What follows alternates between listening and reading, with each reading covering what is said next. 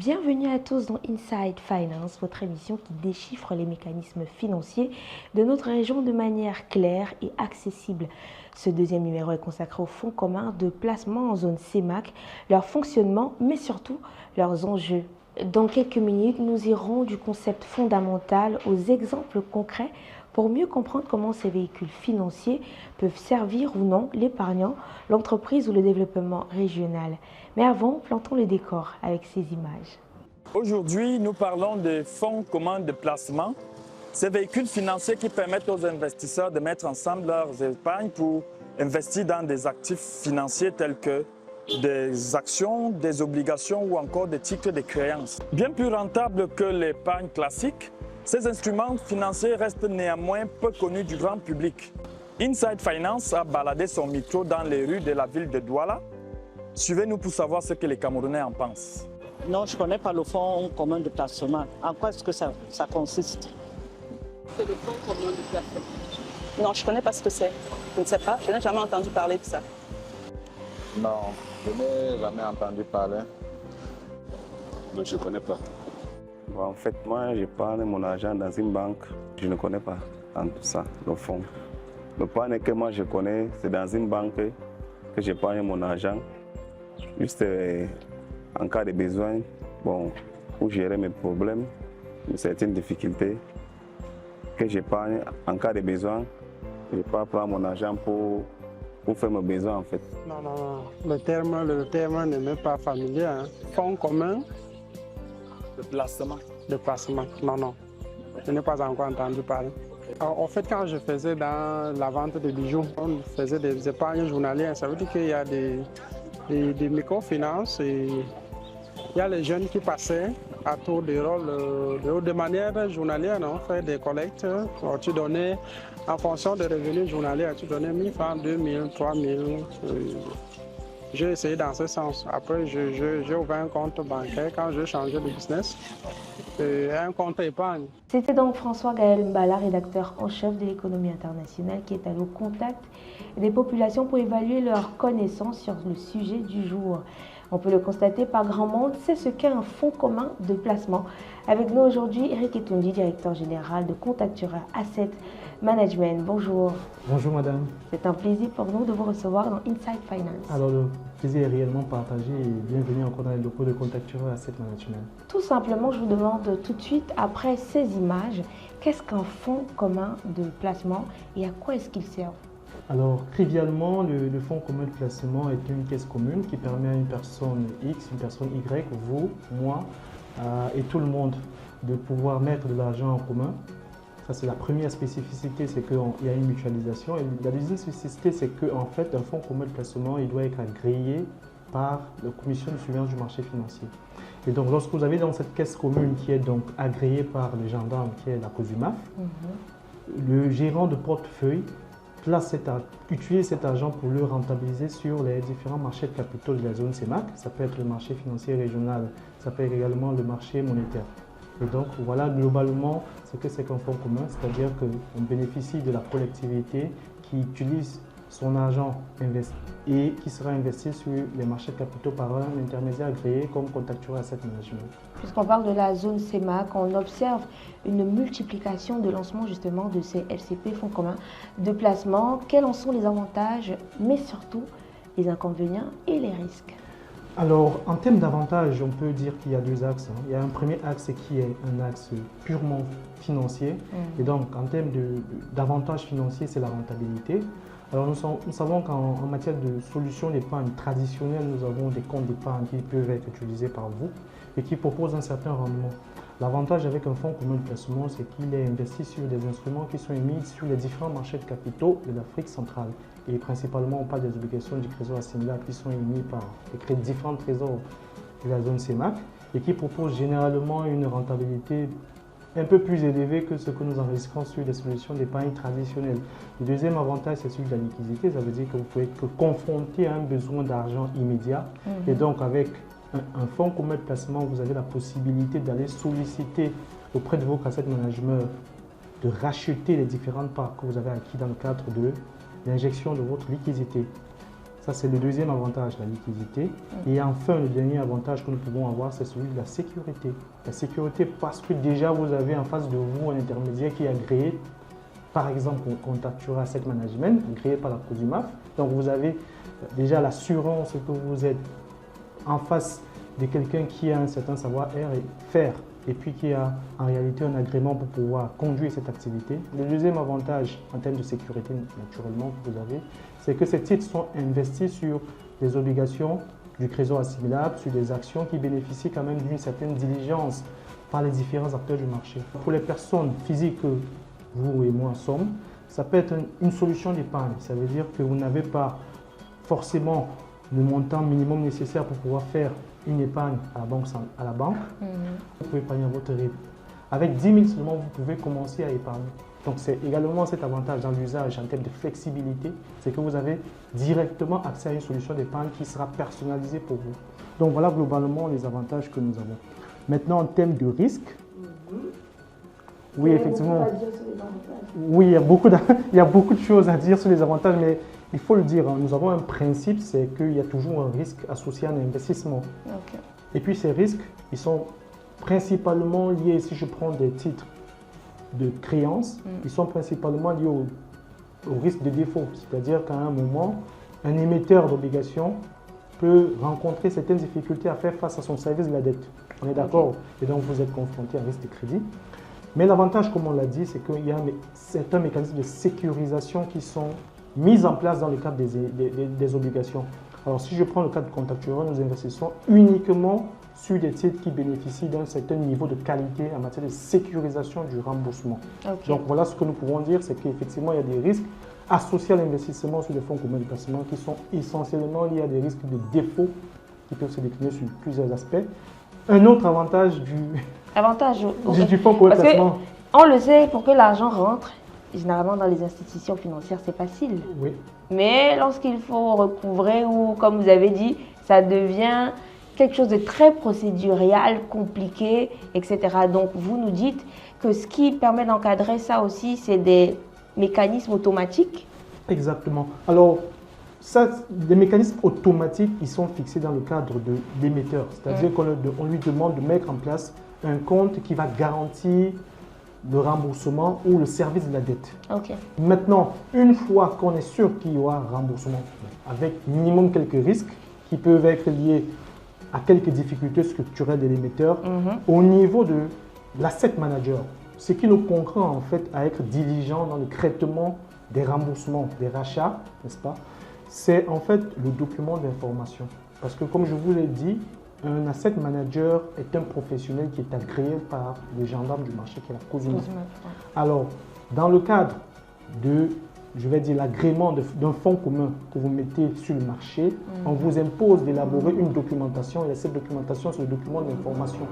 Et dans ce document d'information, vous devez traiter les sujets tels que les rachats et quelles sont les conditions suivant lesquelles les rachats doivent être faits, de manière à ce que si ces conditions ne sont pas respectées, un investisseur ou un client est en droit de se retourner vers le gendarme et dire qu'en réalité, il y a eu en fait quelques dysfonctionnements dans le cadre de la récupération de son investissement. Voilà globalement comment est-ce qu'on sécurise ces risques procéduriels que vous avez évoqués.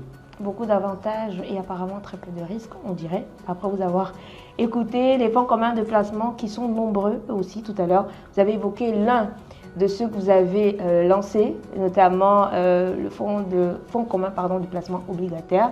On en a le monétaire aussi, on parle aussi d'actions. Qu'est-ce qui distingue les uns des autres? Alors, ce qui distingue réellement, ça c'est vraiment ce qu'on appelle les ratios de classification des organismes de placement collectif en valeur mobilière. Parce qu'il faut essayer de recentrer en disant qu'en fait, les fonds communs rentrent dans la catégorie générale de ce qu'on appelle les OPCVM. Et parmi les OPCVM, vous avez des fonds communs de placement FCP et vous avez aussi de l'autre côté ce qu'on appelle les sociétés d'investissement à capital variable. Sur le marché, vous allez remarquer que globalement, pour les OPCVM, on parle exclusivement des fonds communs de placement. Pour le moment, il n'y a pas encore de société d'investissement à capital variable. Maintenant, qu'est-ce qui fait la différence entre les FCP monétaires? On ne parle plus de FCP obligataires, on parle plutôt de FCP, obligations et autres titres de créances négociables. Et puis la dernière, il y a deux autres qui sont les FCP actions et enfin les FCP contractuels. Qu'est-ce qui fait la différence dans ces classifications?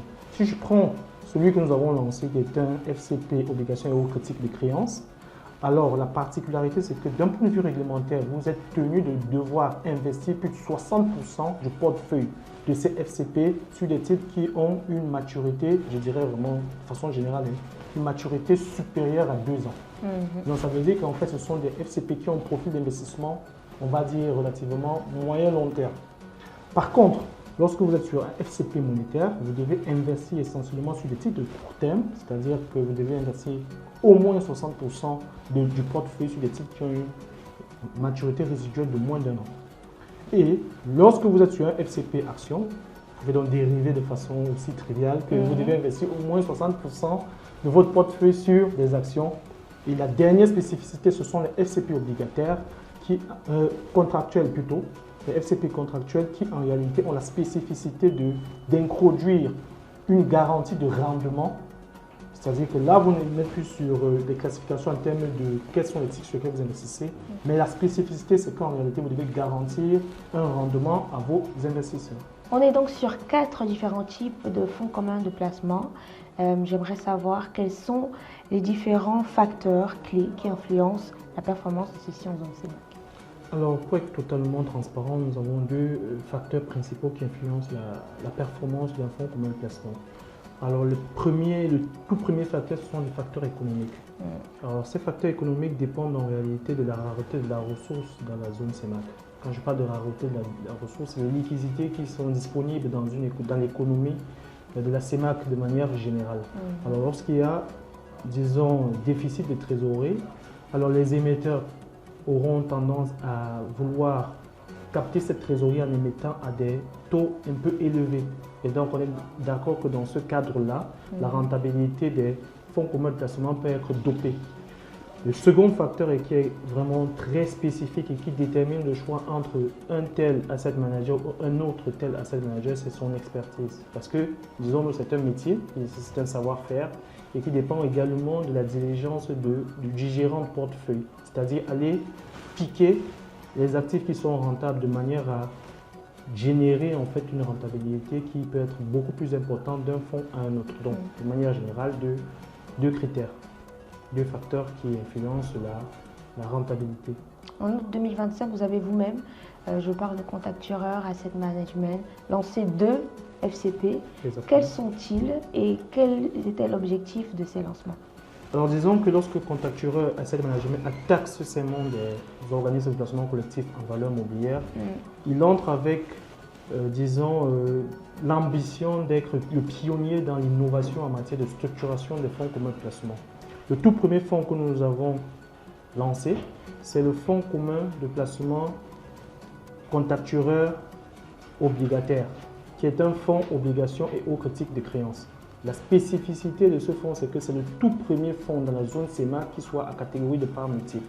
Nous avons les parts A qui sont dédiées en fait aux investisseurs non qualifiés, c'est-à-dire investisseurs qui n'ont pas en réalité la parfaite maîtrise, la parfaite connaissance des marchés des capitaux. Et les parts B, en réalité, qui sont dédiées aux investisseurs qui ont une certaine maîtrise du marché, en l'occurrence des banques, des compagnies d'assurance. Et donc, en réalité, lorsque nous avons lancé ce fonds, c'était la première innovation en matière de structuration d'un fonds en le structurant en catégorie de parts multiples. Le tout deuxième fonds que nous avons lancé, c'est vraiment notre bijou. C'est également le tout premier de la zone CEMAC. C'est le FCPE, c'est-à-dire Fonds commun de placement d'entreprise, Contactureur épargne salariale, qui est un véhicule qui est spécifique à la gestion du dispositif d'épargne salariale qui sont mis en place par les différentes entreprises. Alors, pour qu'une entreprise bénéficie de ce type de fonds commun de placement d'entreprise, il faudrait qu'elle ait mis au préalable un accord d'entreprise relatif à l'épargne salariale et contacter Contactureur pour assurer le service de la gestion de cette épargne salariale-là. Donc, globalement, voilà ce que nous avons introduit sur le marché. 2 innovations qui sont, on peut dire en réalité, des solutions concrètes à la fois pour les particuliers, mais pour les entreprises également. L'objectif ici, c'était de toucher un peu tout le monde dès les premiers lancements. Exactement. En fait, le problème s'est posé. Nous avons de très grosses entreprises qu'on a citées ici, qui ont en fait des milliers et des milliers d'employés. Vous voyez? Et donc, lorsque vous avez des milliers d'employés, vous devez en réalité gérer les engagements sociaux associés à ces entreprises, à ces employés-là. Et donc, en réalité, Contactureur répond à ce besoin spécifique de traitement des engagements vis-à-vis de vos salariés. Il y a également ce problème de fidélisation. Nous savons que de plus en plus de jeunes montent en compétences et en réalité, ils ne restent pas longtemps dans les entreprises. Donc, ces FCPE deviennent en réalité des instruments de rétention et de fidélisation des talents. Okay. Donc, c'est en réalité une solution que nous apportons aux entreprises. Donc, souscrivez au FCPE, Contractuel épargne salariale. Et maintenant, il faut le dire également, quel est le bénéfice pour les entreprises? Il y a de réels pour les salariés en eux-mêmes. C'est en réalité de leur constituer des solutions d'épargne qui préparent à leur avenir financier. Parce que lorsque vous commencez votre carrière, vous savez quand ça commence, mais vous ne savez pas quand ça se termine. Donc, vous devez commencer à préparer votre retraite au sein de ces entreprises-là en souscrivant au fonds commun d'épargne salariale. Donc voilà, et également dans le FCP, Contractuel obligataire, l'idée derrière, c'est de se dire que nous voulons toucher la grande masse à travers les parts A, c'est-à-dire que vous allez voir que monsieur tout le monde puisse. Que tout le monde également. C'est pour ça que cette solution, c'est une solution d'accessibilité. Vous voyez? C'est-à-dire que nous pouvons aller toucher n'importe quel commerçant, lui dire qu'en réalité, s'il veut constituer une trésorerie pour préparer un projet, il peut souscrire à ce fonds. Ça peut être également des coopératives, des mutuelles qui veulent en fait rentabiliser leur épargne. C'est l'occasion de souscrire. Maintenant, dans ce même fonds, nous avons également une part qui est dédiée quand même à on va dire, des investisseurs un peu plus affûtés et qui en réalité ont un besoin, comme je le disais précédemment, d'optimisation de leur bilan, d'amélioration de leur ratio de liquidité et d'optimisation du ratio de fonds propres. Donc voilà un peu ce que nous proposons au marché. C'est des solutions concrètes, c'est-à-dire c'est une innovation qui répond aux spécificités de la zone CIMAC. Alors, Contactureur Asset Management, pionnier quand même dans ce domaine. Exactement. Dans un contexte où, malgré l'éducation financière qui avance, c'est quand même encore un peu à la traîne ici en zone CIMAC. Un risque pour vous? Alors, ce que vous proposez, c'est effectivement, est-ce que c'est un risque de marché pour nous et comment est-ce que nous arrivons à le mitiger? Alors, disons que nous avons procédé à des campagnes de déploiement. Vous allez voir certainement ici, Douala, Yaoundé, que les équipes de Contactureur essaient de se déployer pour amener et sensibiliser. Parce que vous savez qu'en réalité, pour souscrire un fonds commun de placement, si vous comprenez très bien de quoi il s'agit. Une communication de proximité. Exactement. Et nous savons qu'en réalité, l'épargne dans notre zone sémacienne, elle est essentiellement informelle. Et donc, c'est vers là que nous tendons. C'est-à-dire que nous pouvons aller dans les marchés, nous pouvons également aller vers des investisseurs qui sont des connaisseurs. Oui, le but vraiment, c'est de couvrir et de ratisser l'âge afin de capter l'épargne qui va nous permettre également de pouvoir nous en sortir dans cet environnement assez concurrentiel. Et l'ambition pour Contactureur de lancer d'autres fonds? Ou pour l'instant, c'est bon avec ces deux-là? Oui, Contactureur se positionne en réalité, comme on dit, le pionnier de l'innovation financière dans l'industrie de l'asset management. Donc nous avons des projets sur lesquels nous travaillons. Ok, vous ne dites rien, non? Non, pas pour le moment. D'accord. Pour terminer, j'aimerais juste savoir, pour moi, pour l'équipe, pour nos téléspectateurs, quelle place occupent les fonds communs de placement dans l'animation du marché financier? Alors disons que dans l'animation du marché financier, les fonds communs de placement sont des outils d'avenir de mobilisation des financements de long terme. Alors, le véhicule bancaire, en réalité, il s'occupe de financer l'économie de court, moyen terme. Alors que lorsque nous gérons un fonds commun de placement, nous l'avons évoqué tout à l'heure en disant que le principal avantage, c'est la rentabilité. Et lorsque vous conduisez un objectif de rentabilité, vous êtes amené à financer des titres de long terme. Et lorsqu'on observe les tendances, quel avenir pour ces fonds communs de placement dans la sous-région? Alors, les perspectives sont bonnes, je dirais, parce que les perspectives dans l'industrie de l'asset management dépendent même des projections macroéconomiques que l'on fait de l'économie. Et disons que la zone CIMAC, c'est vrai, avec quelques petites difficultés que nous rencontrons, nous avons de bonnes projections et donc nous savons que de toutes les façons, si l'économie se porte bien, ça veut dire qu'il y aura forcément besoin de financement et donc il y aura une émission de titres supplémentaires. Et donc, si on peut résumer en des termes très simples, c'est que si l'économie sémacienne se porte bien, l'industrie des fonds communs de placement se portera également très bien. Merci à vous, Eric et Tunji, d'avoir bien voulu répondre à nos questions dans ce numéro d'Inside Finance. Merci madame, c'est nous qui vous remercions. Merci à vous et rendez-vous pour le prochain numéro d'Inside Finance.